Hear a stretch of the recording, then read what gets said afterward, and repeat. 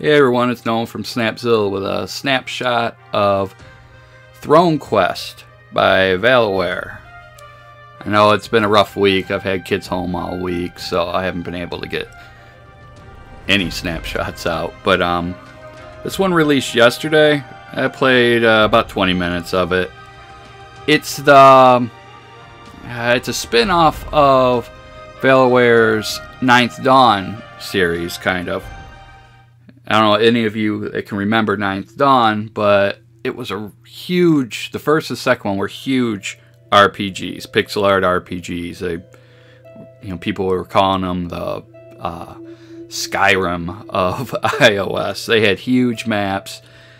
This one plays, I hate to call it a dumbed down version of it, but it's more of a dual stick shooter of sorts. Still an RPG. It's not as deep as Ninth Dawn 1 and 2, but it's still pretty cool. They call it a, let me look at the description here. What's it called? A languageless, seamless, open-world action role-playing game. That I can tell you is true. There's NPCs, but there's no speaking. You really don't know what the hell's going on. You kind of have to figure it out for yourself. You've got merchants and everything, like you can see here. But you just don't know. You got to figure everything out on your own. Like this, I don't know what this is. But you kind of roam around. There's a huge world. Like, this is the map here. It's enormous. And there is an ending. You have to defeat... I'll look at the description again here. Defeat the demon boss that's holding the throne in the central castle. I don't know where he is or anything, but that's partially what's kind of cool about this. Is it definitely doesn't hold your hand. You just kind of roam around aimlessly and find new weapons and kind of just do your thing. It's really cool. I will say it feels a little... I wish it was a little more RPG-ish. Like I said, it is dumbed down a little bit. Like you can... There's not a whole lot of stats. Maybe that was a save point. It might be. You go into your bag here, and this is kind of your setup. On the right, that's your backpack, what you can carry. You can carry quite a bit. But on the left, you can equip one weapon and then 4, I don't know what you want to call them, accessories, rings, or I don't know what those little hook-like things are, but they build up my defense. That's about it. There's no... I haven't ran across any other type of stats that you can boost up, so a lot of it's just in the accessories. You can still level up, it looks like, and I'm hoping that makes you stronger. It's hard to tell. Like I said, it doesn't tell you a whole lot. I'm guessing the blue bar up in the top right hand side, I'm guessing that is my experience, because I don't have any magic or anything going on. I mean, I know it sounds like I'm complaining a little. I'm actually not. It's honestly a really good game. I mean, any fans of Ninth Dawn will definitely be a fan of this. I love how it's more of a dual stick shooter. I just like dual stick shooters on iOS anyways.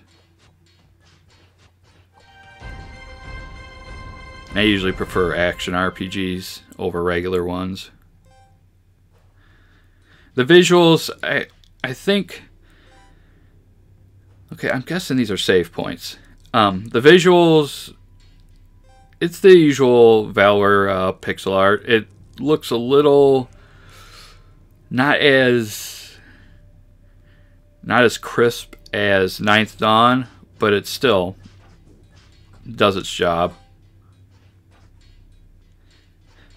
But yeah, when you'll be roaming like caves and woods, and it really, when you come across like a little village and stuff, really, that's what really makes the game. Like oh, maybe the blue thing was some sort of something else. Like I said, I've played 20 minutes of this, so there's still a lot I'm not understanding. But yeah, with it being a languageless game, I guess you kind of, I don't know, make up your own story, use your imagination.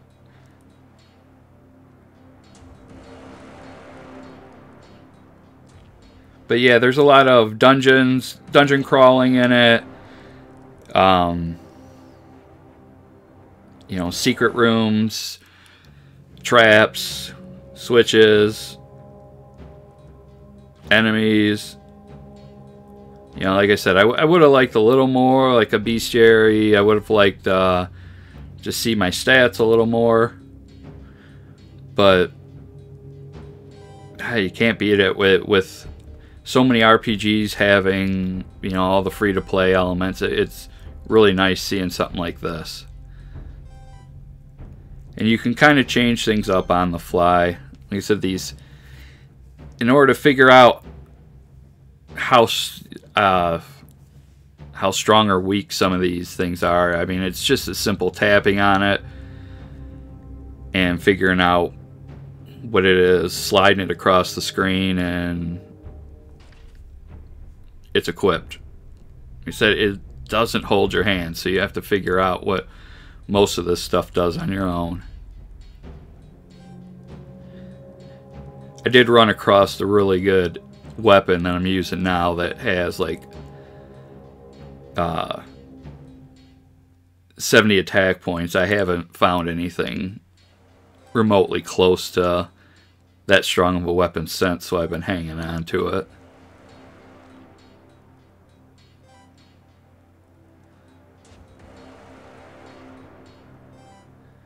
And then you have your little hands over on the right hand side. That's kind of your go-to button for hitting any switches or picking up things.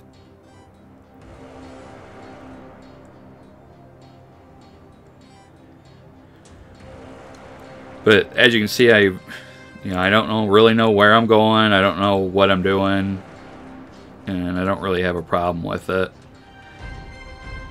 As far as saving, like, I've lost some stuff. Usually it'll save. If those little portal things that I saw earlier aren't save points, then it does save when you go inside and outside of caves into different areas. There'll be a little floppy disk that'll pop up. Other than that, I don't see any manual save. So yeah, just save there.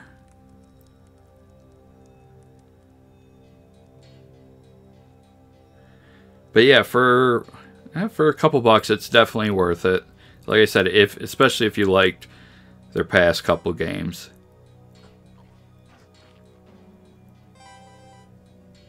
Just don't go in expecting it to hold your hand on anything. I mean, it's brutal at times. There is a currency. That's right, before I... Let's see if I can get into it. Up there I have 380 up in the top left. That's where your currency is. You can go in and buy stuff from merchants. So far the merchants I've run across, the weapons were pretty expensive. I couldn't afford them, but I ended up running across them in secret treasures and stuff. So there's supposed to be a ton of different weapons. But just looking at the map alone, if I can get out of here. I mean, I'm down in the very bottom left corner, the little smiley face. I mean, it's enormous. So there's definitely your money's worth in this game.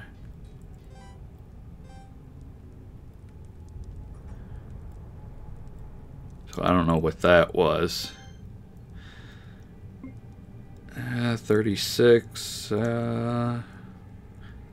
It's actually really good.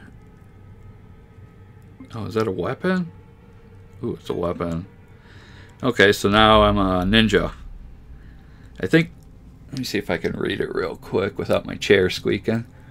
There's 12 different classes and 90 types of monsters, so I might stick with the ninja for a little bit. Yeah, depending on your weapon, that changes your class. So when I started off, I was a warrior. Then I went to a mage. But yeah, I'm kind of digging this ninja.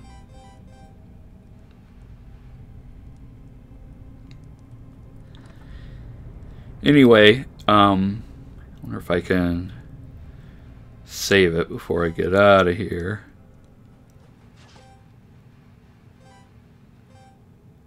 Probably not. No.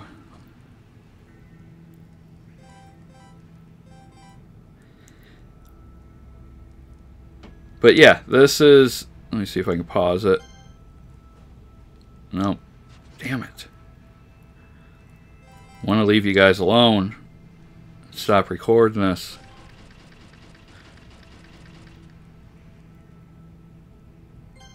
Alright. Anyways, this is Throne Quest by Valoware. It's I think $1.99. It's in this week's Snap Roundup. I'll put the link in the description here on YouTube, and then it'll also be in the Roundup anyway. So I'd say if you liked their other games, the Ninth Dawn games, this is a must-have. If you're into dungeon crawlers, even dual stick shooters, it's definitely worth the price in my opinion. Especially it's a slower week anyway, so definitely pick this one up.